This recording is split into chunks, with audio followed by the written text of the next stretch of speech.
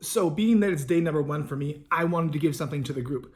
And I'm gonna give you guys a quick little workout. This is a series that I use to help develop another series. So this is step 1 in probably a 2 to 3 part series. Step 1 develops the strength for step 2. Step 2 develops the strength for step 3. So we're gonna go through a plank series.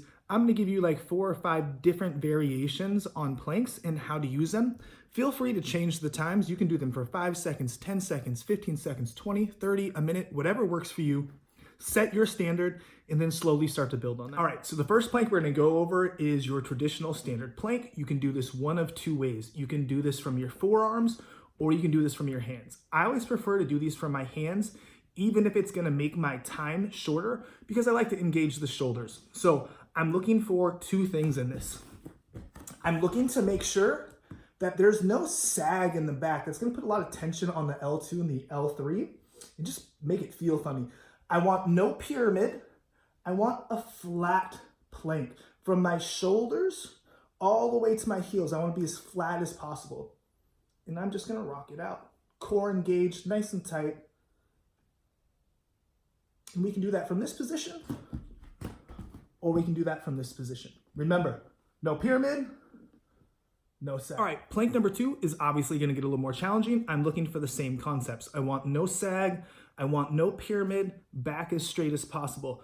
We're gonna start engaging the stabilizer muscles a little bit. So the key here is to try not to allow your body to contort to the difficulty of the movement. So what we're going to do is we're gonna go into the plank position. I'm gonna get as solid as possible, and I'm just gonna lift one leg 2 to 3 inches. Maybe that's more than 2 to 3 inches. And then I'm just gonna hold. So what I'm talking about with no contortion is I don't want the hip to pop out to do this. Yes, pick up, kick out, back pops out. I'm looking to keep the same exact posture with just lifting one leg.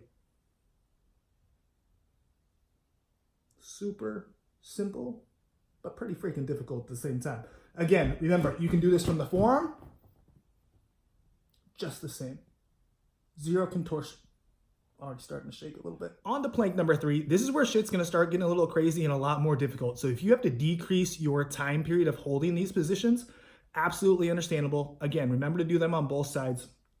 You're gonna see me shake and wobble a little bit in this. My stabilizers are super engaged in this and working overtime. So just like our Superman, I'm gonna slowly lift one leg. I'm gonna lift the opposite arm and I'm gonna hold. I'm gonna crunch those abs to hold my position. A little shake is very normal. Hold, no contortion. Remember, we can do those same exact things from our forearms. Leg comes up, opposite arm kicks out, and hold. Those ones are so hard. All right, we're moving on to plank number 4. This one is where we're gonna start matching our stabilizer muscles with a little bit of quick twitch muscle response. So I'm gonna do this from the squatted position. Nice super low squat. My hands hit the mat. My legs kick out. I'm trying to make sure that I land, not sag, not pyramid. From here, I can just walk up, go back to my squatted position.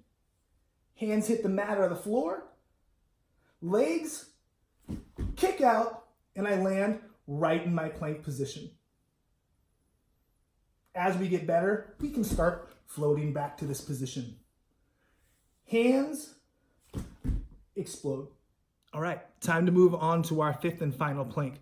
This one's gonna bring in one more element. So we have worked our stabilizers, we've worked a little bit of quick twitch muscle response. Now we're gonna bring in a little bit of balance with that just to put everything together.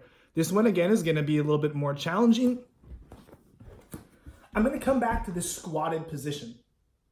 My arms are gonna come inside of my knees and inside of my legs. I'm slowly gonna start to lean forward until my toes get light. And we're just gonna sit in this modified crow position. That's gonna be step 1 to that. Step 2 is bringing in the quick twitch response. So we did the strength and the balance. quick twitch. Here it comes. So I'm in my curl position. I kick my legs out and I float right to that plank position. The key here is to try to get my arms straight before I land in this plank position. I can walk up very easy.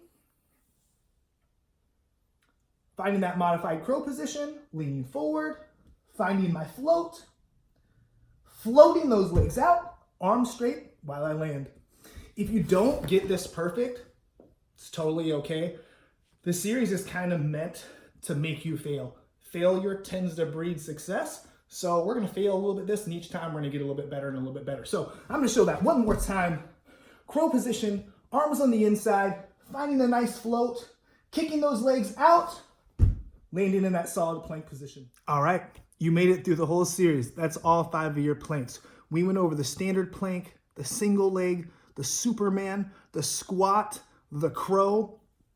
I've been doing these for years with all of my clients in all of my classes.